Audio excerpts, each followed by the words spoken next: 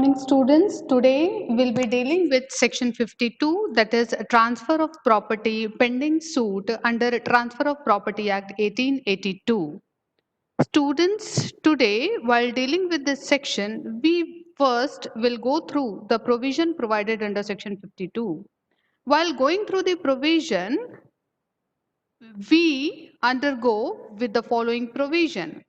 That is, during the pendency in any court having authority within the limit of India except the state of Jammu and Kashmir or established beyond such limit by the central government of any suit or a proceeding which is not collusive and in which any right to immovable property is directly or specifically in question. Now, what does this mean? That during the pendency of litigation in any of the competent court, the competent court here means the court is having an authority which is situated within the limits of India, or which is even if the court is situated outside India, but it is established by the central government. There is a pendency of suit or a proceeding before this particular competent court. This suit or a proceeding is not a collusive in nature. Collusive in nature means what? Which is not actually a compromise between the parties, and in which any right to immovable property is directly or specifically in question. It means the subject matter of the suit between the party is immovable property, and the violation of any of the particular right is involved in that particular suit. So in the suit is in relation to any right to immovable property which is specifically in question. The suit has been filed and such suit is pending before the competent court. The property cannot be transferred or otherwise dealt with by any party to the suit or a proceeding.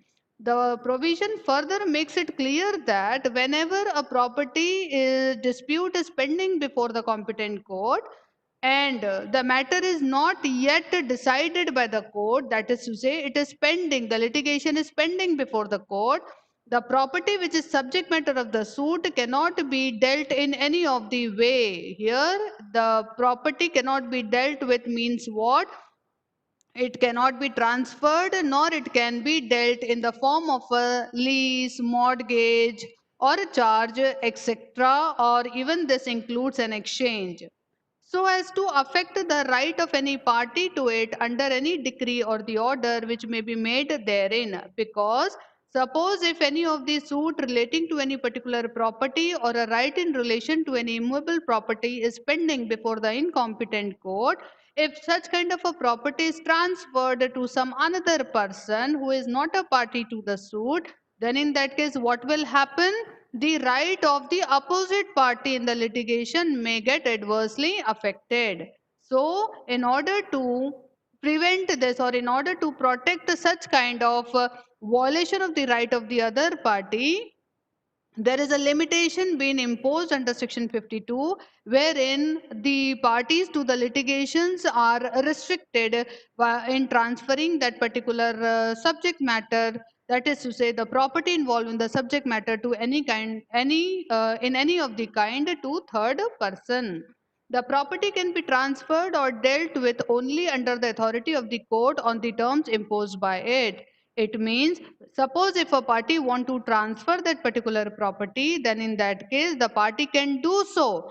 But before transferring that particular property, what party have to do? Party have to obtain the authority or the sanction from the court. The court may, at the time of granting the permission, impose a certain kind of, or may impose some conditions which need to be complied by the parties very seriously. If the party do not comply with the condition and on the contrary transfer that particular property to some another person, then in that case the transaction would be termed to be a void one, and whatever the decision of the court would be there would be having a binding effect over not only the parties but also the third person who is a purchaser of that particular property. The pendency of a suit or a proceeding shall be deemed to commence from the date of the presentation of the plaint or the institution of the proceeding in a suit of competent jurisdiction. Here, the pendency of the suit meaning has been provided.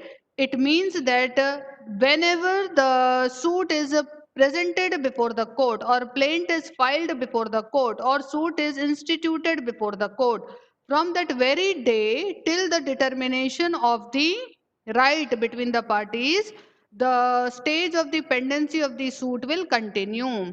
To continue until the suit or a proceeding has been disposed of by a final order or a decree and a complete satisfaction or a discharge of such a decree or the order. This sentence has been bifurcated in two meanings. Firstly, to continue until the suit or a proceeding has been disposed of by the final decree or the order means from the date of the institution of the suit till the date of the decree or the order, the pendency of the suit stage will continue. Not only that, but even after but even after that, that is to say, for example, after passing of the decree, what one have to do is one have to file a execution proceeding. So execution proceeding is only going to make a satisfaction or the discharge of the decree or the order. So only after the completion of the execution proceeding, that is to say, only on the completion of satisfaction and discharge of such decree or the order, it would be considered that till the time the execution proceeding is continued, would be covered under the head pendency of the suit. Has been obtained or has become unobtainable by the reason of the expiry of the period of limitation. Suppose if a decree is passed and the person who is aggrieved by passing of the decree have to move in appeal. The right of an appeal has been provided to the aggrieved person, but he has not filed the appeal within that particular time period and the time period has expired. We would say now the pendency of the suit would not continue. That is to say, the suit would come to an end. But if suppose till the time the period of limitation is available to the aggrieved party, still the matter would be considered to be a pending litigation. Next is, what do we mean by the term pendens, lease pendens? Lease means what? Lease means litigation. Pendens means pending. It means a suit under consideration of any court of law. It further means that the suit is pending in the court. The students, this particular section is based on the maxim at light pendent nihil innovator, which means that nothing new should be introduced into a pending litigation. In other words, a property which is in dispute should not either be sold or otherwise dealt in by any party to the dispute during the pendency of the suit or proceeding. कुछ भी नया introduce नहीं किया जाना चाहिए जब matter pending है, जब लिटिगेशन कोर्ट में पेंडिंग है। दूसरे शब्दों में हम ऐसा बोल सकते हैं कि जब भी कोई प्रॉपर्टी से रिलेटेड कोई डिस्प्यूट कोर्ट में चल रहा होता है, तो दोनों में से किसी भी पार्टी ने नीदर उस पर्टिकुलर प्रॉपर्टी को सेल करना चाहिए, ना ही उस पे किसी तरीके का कोई अदरवाइज उसको डेल्ट करना चाहिए। यहाँ पे अदरवाइज डेल्ट करने का मतलब है ना तो उस पे लीज क्रिएट करनी चाहिए, ना तो उस पे मॉर्गेज क्रिएट करना चाहिए, ना ही उसका एक्सचेंज क्रिएट करना चाहिए। कब तक नहीं करना चाहिए? जब तक कि मैटर जो है वो कंप्लीटली डिटरमाइन नहीं हो जाता। सपोज अगर मान लीजिए one of the party sells out that particular property to someone during the pendency of litigation, तो क्या होगा? Then the transferee will be bound by the result of the suit और proceeding whether he had a notice to the suit or not। कहने का मतलब है कि जो ट्रांसफरी है, यानी जो थर्ड पर्सन जिसने प्रॉपर्टी खरीदी है, जो परचेसर है, उसके ऊपर कोर्ट के डिसीजन बाइंडिंग होंगे।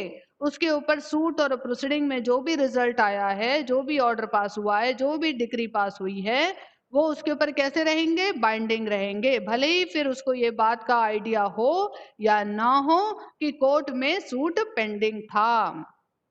Now, if we take into consideration the effects which we could see under section 52, तो सबसे पहले तो ये अफेक्ट कर रहा है किसको? परचेसर को, फॉर द रीजन कि वैसे ही तो लिटिगेंट्स अलाउड नहीं है लिटिगेशन के अंतर्गत इन्वॉल्व प्रॉपर्टी का एलिनिएशन करने के लिए। लेकिन अगर उसके बावजूद भी मान लीजिए अगर ये लिटिगेंट्स किसी थर्ड पर्सन को प्रॉपर्टी सेल आउट कर देते हैं और ऐसे वक्त में जो थर्ड पर्सन है उसके ऊपर तो कोर्ट का डिसीजन बाइंडिंग रहेगा, तो उसका राइट तो एडवर्सली अफेक्ट होगा ही।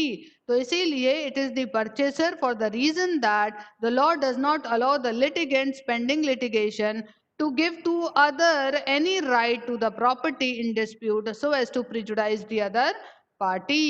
Now come to the object of section 52 in Narendra Bhai Chhagan Bhai Bharatia versus Gandevi People's Cooperative Bank Limited AIR 2002 Gujarat 209.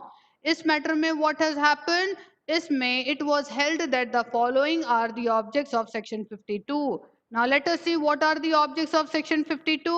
To maintain the status quo unaffected by the act of any party to the litigation pending its determination.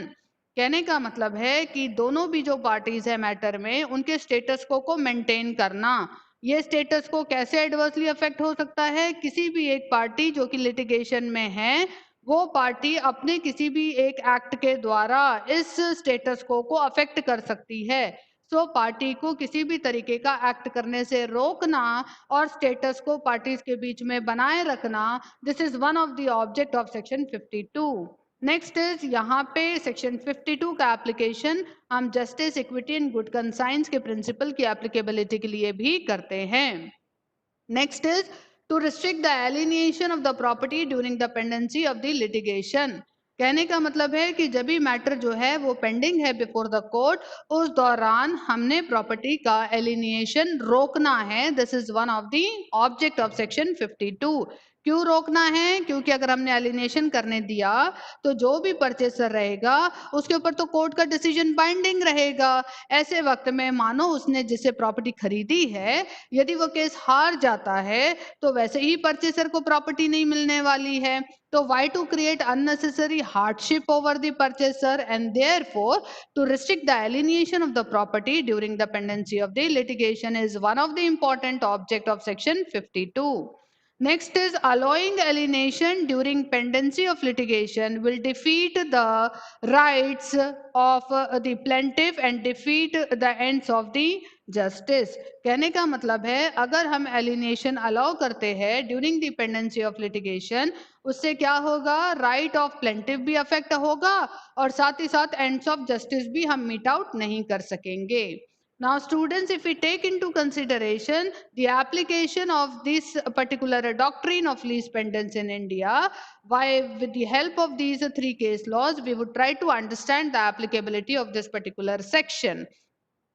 In Fayyaz Hussain Khan versus Parag Narayan, in this case, a mortgagee sued to enforce his mortgage, but before service of summons, the mortgagee effected a pusain mortgage. The prior mortgagee continued his suit and brought the property to sale without making the pusain mortgagee a party. What does this mean? A mortgagee उसने क्या किया? स्यू किया to enforce his mortgage. मॉर्टगेजर ने property mortgage की, पैसा पे नहीं किया, तो मॉर्टगेजी ने क्या किया? केस फाइल कर दिया मॉर्टगेज को एनफोर्स करने के लिए। अब केस फाइल कर दिया तो उसको क्या करना चाहिए? सर्विस ऑफ समन्स करना चाहिए। But before service of summons mortgagee जो है इफेक्टेड अ पुसाइन मॉर्टगेज, उसने क्या किया? किसी दूसरे पर्सन के पास में वो पर्टिकुलर प्रॉपर्टी को मॉर्टगेज कर दिया। वो पुसाइन मॉर्टगेज मतलब व्हाट? नॉट रियल मॉर्टगेज, सिर्फ नाम मात्र के लिए। तो प्रायर मॉर्टगेजी कंटिन्यूड हिज सूट, जो पहला वाला मॉर्टगेजी था जिसने सूट फाइल किया था वो अकॉर्डिंगली उसने अपना सूट कंटिन्यू किया, और सूट कंटिन्यू करने पर वो मानो मैटर जीत गया और उसको अब ये प्रॉपर्टी को सेल आउट करना है। अब जब प्रॉपर्टी को उसने सेल आउट करना है तो जो पहला पुसाइन मॉर्टगेजी था उसने उसको पार्टी बनाया क्या मैटर में? नहीं बनाया। तो क्वेश्चन ऐसा अराइज होगा कि वेदर जो पुसाइन ट्रांसफरी है या पुसाइन मॉर्टगेजी है, क्या उसका राइट इस लीज पेंडेंस के रूल की वजह से एडवर्सली अफेक्ट होगा?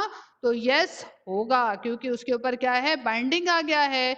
कोर्ट का डिसीजन, और कोर्ट के डिसीजन के अनुसार अभी प्रॉपर्टी का क्या कैरी आउट किया जाना चाहिए, सेल कैरी आउट किया जाना चाहिए। तो on the basis of that हम बोल सकते हैं कि जो सब्सिक्वेंट ट्रांसफरी यानी बाद का जो पुसाइन मॉर्गेजी है उसका राइट यहाँ पे एडवर्सली अफेक्ट हुआ है। Next is Govinda Pillai versus Aliyappan Krishnan का मैटर है, AIR 1957 केरला 10 का। In this case, the foundation of doctrine does not rest upon the notice, actual or constructive, but rest on the necessity. The necessity that either party to litigation should alienate the property in dispute so as to affect his opponent. What does this mean? कि जो foundation है basically doctrine का, वो इस बात के ऊपर depend नहीं करता कि परचेसर को इस बात का नोटिस था या नहीं था कि प्रॉपर्टी अंडर डिस्प्यूट है, बल्कि इस बात पे डिपेंड करता है कि जरूरत क्या थी, नेसेसिटी क्या थी। सपोज अगर मान लीजिए पेरिशेबल गुड्स हैं तो नेसेसिटी है डेफिनेटली, क्योंकि मैटर को कब डिटरमाइन करेंगे, तब तक तो मूवेबल गुड्स जो है वो सड़ जाएंगे, it would be having no value, it would be just like a waste.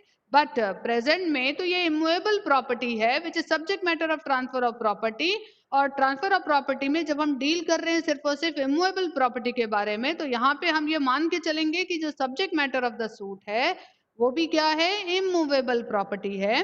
तो ऐसे में इमूवेबल प्रॉपर्टी को क्या नेसेसरी थी during the pendency of the litigation transfer करने की, इसके ऊपर डिपेंड करेगा कि नोटिस जो है वो एक्चुअल है या कंस्ट्रक्टिव है, या नोटिस इनफैक्ट फाउंडेशन ही नहीं है इस पर्टिकुलर सेक्शन के एप्लीकेबिलिटी के लिए। Only the necessity is the foundation. तो यहाँ पे कोई नेसेसिटी नहीं है, और इसीलिए परचेसर जिसको भले ही इस बात का नोटिस हो या ना हो कि प्रॉपर्टी जो है वो अंडर लिटिगेशन है, वी वुड कंसिडर दैट यहाँ पे जो लीज पेंडेंस का एप्लीकेशन, लीज पेंडेंस जो है वो अप्लाई होगा।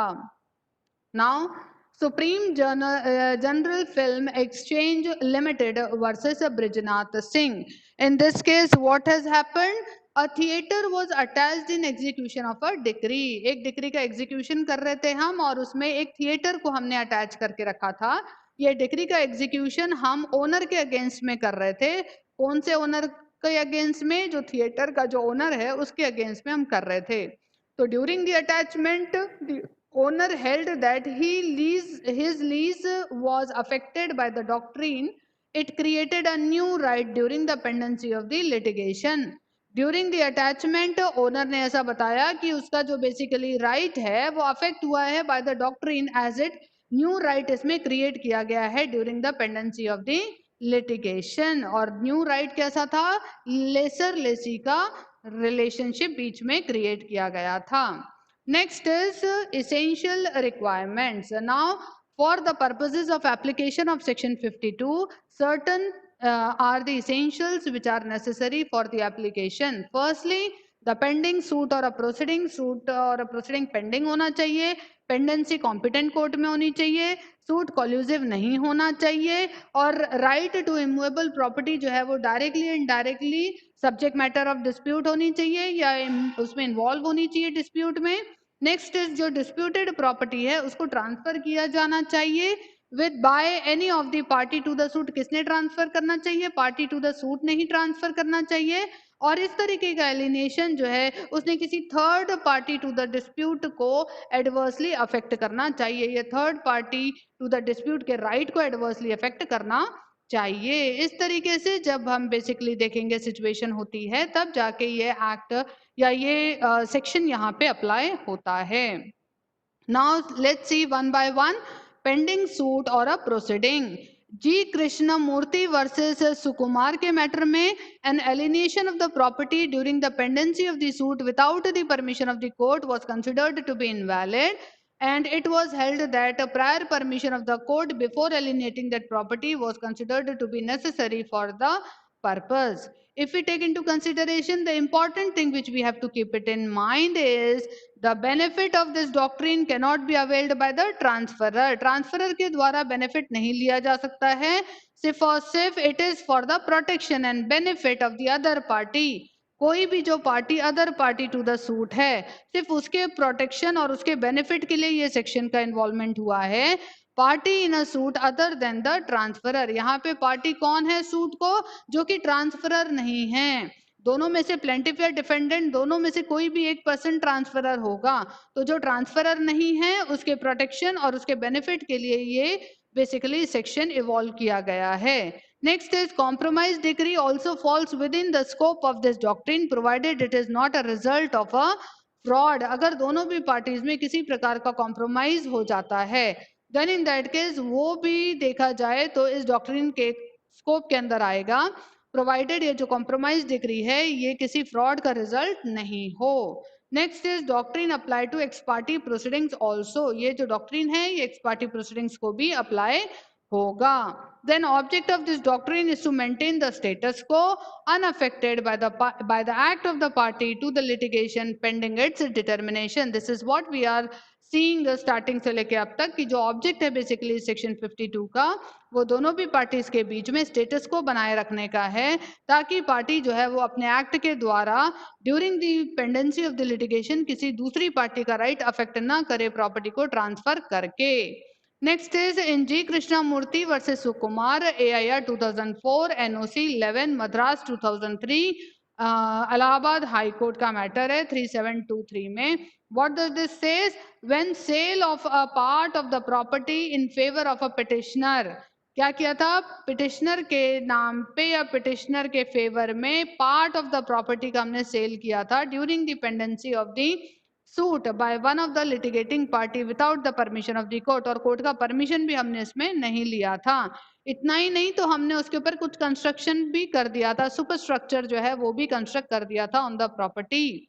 What does court held that because किसी तरीके का कोर्ट से प्रायर परमिशन नहीं लिया गया, देयरफॉर इस तरीके का एलिनेशन ऑफ द प्रॉपर्टी जो है वो कैसा है, इनवैलिड है, और पिटिशनर जो है वो क्लेम नहीं कर सकता है किसी भी तरीके का इक्विटी या फिर over the property as of right. कहने का मतलब है प्रॉपर्टी के ऊपर on the basis of equity वो राइट क्लेम नहीं कर सकता है। Next is what do we mean by the term competent court over here? This doctrine applies to the suit pending before a court in India or in a suit which is established or which is filed in any of the court which is established beyond the limit of India by the central government. Now when we say that the suit must not be collusive proceedings or suit must not be collusive in nature, what does this mean? Now the suit must not be collusive. The suit must not be collusive. It means there should not be any secret arrangement between two persons, that one should institute a suit against the other in order to obtain the decision of judicial tribunal for some sinister purposes, threatening, pretending evil, harm, etc. So secret arrangement नहीं होना चाहिए parties के बीच में कि हम क्या करते हैं, मैं सूट डालता हूं तुम इसको लड़ो और हम दोनों नॉर्मली कॉम्प्रोमाइज कर लेते हैं या हम दोनों की ये मिली भगत से हम कोर्ट का डिग्री ऑब्टेन कर लेंगे। इस तरीके का कोल्यूसिव नेचर का प्रोसीडिंग्स नहीं होना चाहिए। It is not a real suit but a sham fight, क्योंकि कोल्यूसिव जो है वो क्या होता है, कोल्यूसिव प्रोसीडिंग रियल सूट्स नहीं होते हैं, सिर्फ एक नाम के लिए दिखाने के लिए फाइट होती है। It further means claim put forthwith is fictitious. इसका एक और मतलब निकलता है कि जो भी क्लेम हमने बेसिकली मैटर में डाला है वो कैसा है, काल्पनिक है। The contest is unreal and the object is co-founding third parties, और हमारा जो पर्पस है वो थर्ड पार्टी के साथ में फ्रॉड करना है। Now example, the arrangement or the agreement to sale. The agreement to sale was executed in favor of the third party prior to filing of the suit for specific performance. For specific performance of the contract will not be hit by this particular doctrine. Example क्या दिया है कि जो agreement of sale है वो execute किया गया है in favor of third party prior to the filing of the suit, यानी सूट फाइल करने से पहले ही हमने एक पार्टी के साथ में एग्रीमेंट टू सेल उस पर्टिकुलर प्रॉपर्टी के रिलेशन में कर दिया था। और ऐसे में यदि मान लीजिए सूट फॉर स्पेसिफिक परफॉर्मेंस जो है ऑफ द कॉन्ट्रैक्ट फाइल किया जाता है, then in that case it would not be hit by this particular doctrine, क्योंकि हमने क्या कर दिया है, पहले ही ये सूट फाइल करने से पहले ही एग्रीमेंट टू सेल किसी और के साथ एंटर कर लिया था। Next is right to property must be specifically in question. जो subject matter of the suit है वो हमेशा कैसा होना चाहिए, क्लियरली एंड पॉइंटेडली डिस्प्यूट में होना चाहिए। सिर्फ मेरे को राइट है सू फाइल करने का, या मेरे को सिर्फ राइट है बेसिकली मैटर फाइल करने का क्योंकि मैं ओनर हूँ प्रॉपर्टी की, सिर्फ ये अपने आप में सफिशिएंट नहीं है for its application. A mere right to sue not connected with the ownership of the property is not a property, and therefore this section will not be applicable to it as held by the court in Ucha versus Vrindaban AIR 1949 Orissa 142. What does this mean? Person को right to स्यू है, but वो right to स्यू उसके साथ connected इसलिए नहीं है क्योंकि वो ओनर नहीं है पर्टिकुलर प्रॉपर्टी का। तो क्योंकि वो ओनर नहीं है पर्टिकुलर प्रॉपर्टी का, तो राइट टू स्यू भी वो उसकी प्रॉपर्टी नहीं है, and hence this particular provision is not applicable over this particular case law. This was held by the court in Ucha versus Vrindavan AIR 1949 Orissa 142. Next is disputed property must be transferred or otherwise dealt with. What does this mean? The property in dispute must be transferred or otherwise dealt with by any party, either by way of property transferred here includes sale, mortgage, lease, or exchange, and property otherwise dealt with means what? Action arising like construction wrongfully कर देना property के ऊपर। तो ना तो हम lease करेंगे, ना तो मॉर्गेज करेंगे, ना सेल करेंगे, ना एक्सचेंज करेंगे, और ना ही उसके ऊपर हम किसी तरीके का कंस्ट्रक्शन रॉन्गफुल तरीके से बनाएंगे। तो if such transaction takes place, the person who purchased the property from any of the parties to the litigation will be bound by the result of the suit or a proceeding. If any of the transaction which takes place, the person who is the purchaser of that particular property in that particular transaction, then in that case he will be bound by whatever the result takes place of the suit or a proceeding. Now transfer must affect the third party or the other party. अब ये जो भी transaction हमारा हो रहा है, एक तो परचेसर के इंटरेस्ट को एडवर्सली अफेक्ट कर रहा है क्योंकि उसके ऊपर कोर्ट का डिसीजन बाइंडिंग है, एंड नेक्स्ट इज वो अपोनेंट पार्टी को भी क्या कर रहा है? अफेक्ट कर रहा है, क्योंकि अपोनेंट पार्टी के साथ में उस पर्टिकुलर पर्सन का लिटिगेशन चल रहा है, but without permission of the court या without the compromise with the other party. उसने क्या किया है? एक पार्टी ने मैटर को मैटर का जो सब्जेक्ट मैटर है उसको क्या कर दिया है? ट्रांसफर कर दिया, एलिनिएट कर दिया है। So as the object of this doctrine is to protect only the parties to the litigation against alienation by their opponent pending the suit, any other party means any other party between whom and the party alienating there is an issue for decision which might be prejudiced by the alienation. Now students, there are exception to these to this particular section 52. Now let us see what are the exceptions. If the transfer is made with the permission of the court, then definitely doctrine apply नहीं होगा। अगर condition impose की जाती है transfer के वक्त में, अगर कोर्ट ने मान लीजिए परमिशन दे भी दिया और उस पर कोर्ट ने क्या दिया? कंडीशंस डाल दी, तो पार्टीज को वो कंडीशंस नेसेसरली कंपल्सरली कंप्लाइड करनी है। Next is party to the suit apply कर सकता है कोर्ट को परमिशन के लिए, लेकिन यदि कोर्ट को ठीक लगता है, डीम फिट करता है, तो ही कोर्ट क्या करेगा? परमिशन देगा for transfer of the property. Now let us see what is the applicability of this particular doctrine. ये doctrine apply होगा involuntary transfers के ऊपर भी।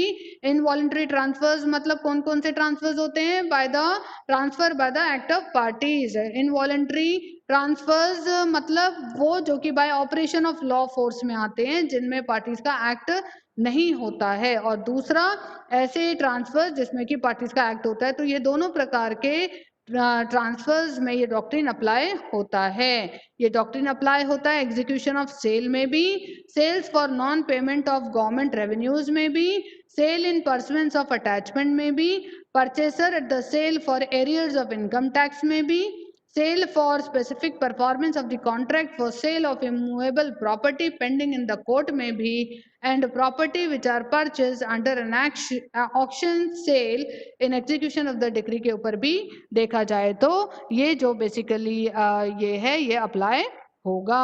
Next is non applicability of the doctrine की अगर हम बात करें तो ये को डिफेंडेंट पे अप्लाई नहीं होगा, फॉर द रीजन दैट को डिफेंडेंट जो है उनके बीच में कोई इशू ही नहीं होता कोर्ट के डिसीजन को लेके, एंड हेंस उनके ऊपर अप्लाई नहीं होगा।